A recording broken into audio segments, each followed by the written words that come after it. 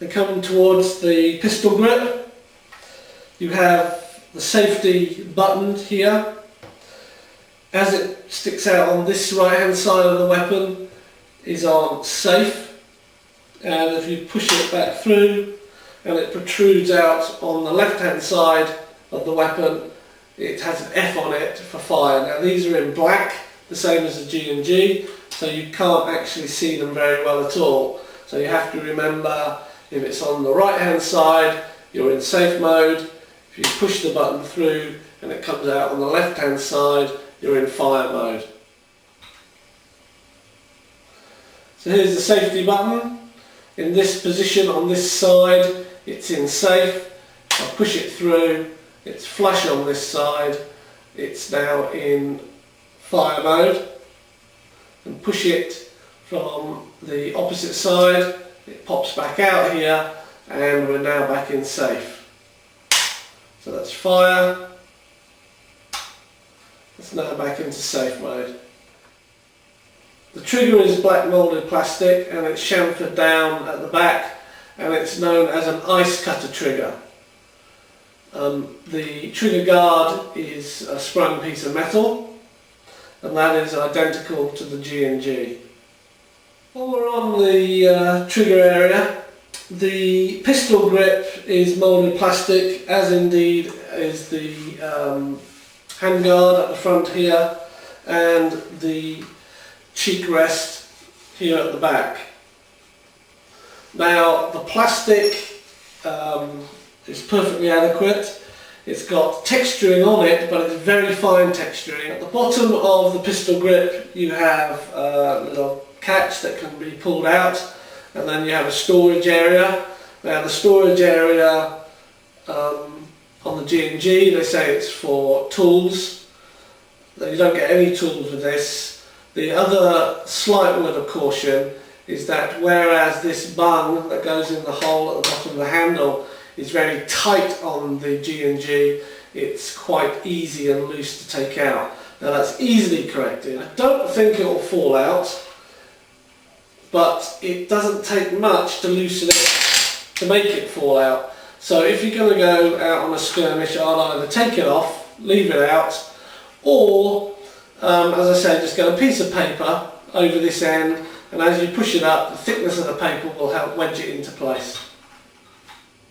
This front moulding, again in the plastic, it's got a slight texturing on it, but I should think over time it's going to go quite smooth. It feels smooth even now in its new condition. So it might shine up a little bit and it might go smooth. It's not a problem as far as I'm concerned. It is what it is. The colour of the green is slightly different to the green colour on the G&G. It's only noticeable in good light and when the two are side by side. But it's quite acceptable colour.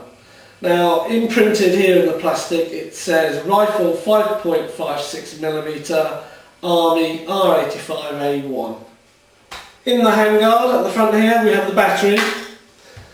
Using the screwdriver provided or one of your own, you basically unscrew the handguard two halves. Now this screw in here also holds the sling loop in place.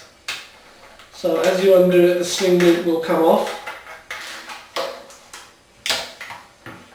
So there's the sling loop. You can then push this bolt through a clip, the top of the handguard, and slide the left hand side of the handguard away.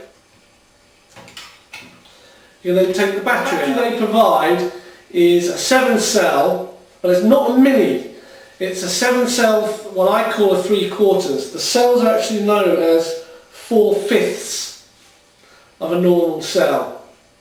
I think the mini ones are 2/3 or something like that.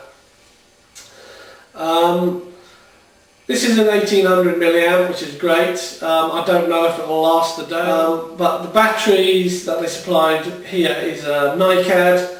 NiCads are fine as long as you treat them right.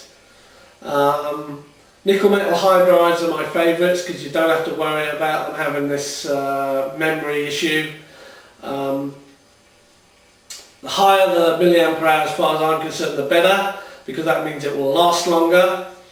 And the voltage, 8.4 volts, is exactly what it says. This battery fits extremely nicely into the lower part of the R85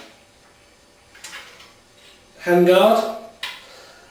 It has big battery connectors on it, so if you were to decide that you wanted to use the mini type batteries, as I probably will, you'll either need an adapter, a 10-year adapter, to take the big battery socket down to a small battery socket, or if you're handy with a soldering iron, replace them yourself.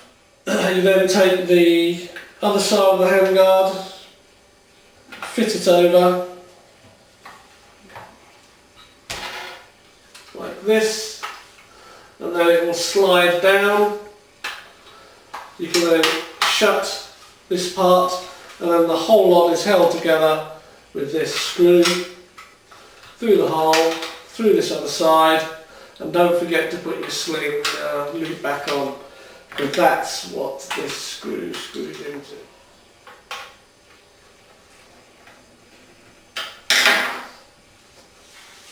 And there we are, the battery inside the handguard.